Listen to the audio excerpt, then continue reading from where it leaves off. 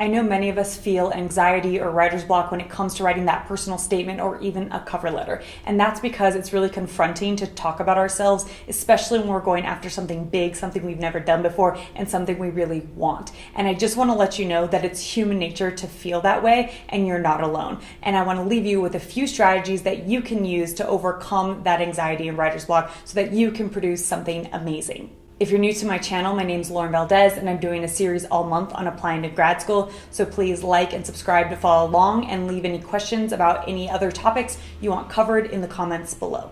The first strategy I want to talk about is writing an SFD, or a shitty first draft, as quickly as possible. And this concept comes from the writer Lamott in her incredible book, Bird by Bird, where she talks about how to overcome writer's block and how to write a book. And in her essay on this, she talks about how every author writes a shitty first draft, but that's how you get to an incredible second, third, or 10th incredible draft. For me, writing a shitty first draft and then sharing it with a good friend is the most helpful thing I can do to get over my anxiety, because I can quickly get that feedback loop that tells me, oh, these are the parts that are working and these are the parts that are not working. And then I can move forward from there, rather just analyzing and overthinking everything, sitting by myself trying to make it better. I know it's best if I just write something down and share it and then get feedback and then move on. The second strategy I use is not conventional, but it's tapping into my energy and listening to my body. Generally, when I'm having a lot of anxiety about writing a personal statement or a cover letter or something like that, it's because I'm feeling shitty about myself. So what I do instead is I don't even try to write when I'm in that mind space, and I do whatever I need to do to feel good. I meditate, I play my guitar, I go to dance class, I get out of the house and I enjoy life and my friends and all those things. And then that puts me in a better mindset to be able to sit down and focus on writing. This is how I got through writing my entire graduate thesis. I was having a ton of anxiety about it, but instead I started meditating regularly, and then I wrote my entire graduate thesis in 2 weeks, and I felt great about it. I also do this when I'm laying in bed and I'm having a ton of ideas and I can't fall asleep. I used to try to fight it with techniques for falling asleep. Now I just get out of bed and I start writing down all my ideas. And so much of my brilliant writing comes out when it's the middle of the night for some reason. So I don't know how your body works, but tune in and listen to what your body's telling you. If your body's telling you like you can't do this right now, then do something else that's going to make you feel good and have fun and enjoy life. And then when you're feeling that high positive energy, then sit down to write. The third strategy is tuning into your strengths and using that to overcome any writer's block.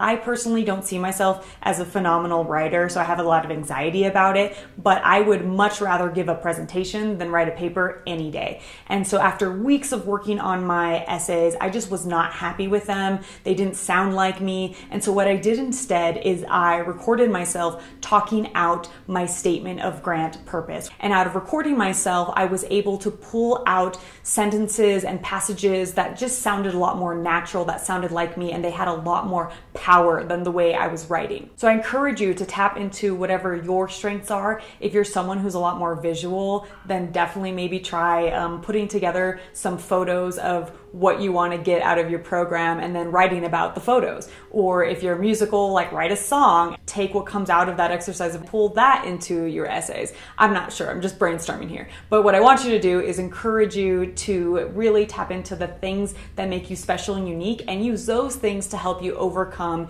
your writer's block and anxiety. And finally, my last strategy is for you to not be alone in this process. Many of us really struggle with writing about ourselves because A, we're humble, and B, we aren't that impressed by ourselves. We have these stories and these judgments about ourselves that what we've done is not good enough, that we're not capable enough, that we're really not that impressive, and we have all these negative self-running loops, and that's just part of human nature. But when you sit down and you talk to a friend about how to frame yourself, they will tell you the amazing qualities about yourself that you may not be seeing about yourself. This is something I've done with friends to help them on their personal statements, and they've done this helping me by pointing out like, this is the amazing thing you did, or this is how I see you, or this is your biggest skill or strength, or that sort of thing. And so I want to encourage you to not be in this alone and really get support from the people around you, like mentors, friends, siblings, those kinds of people.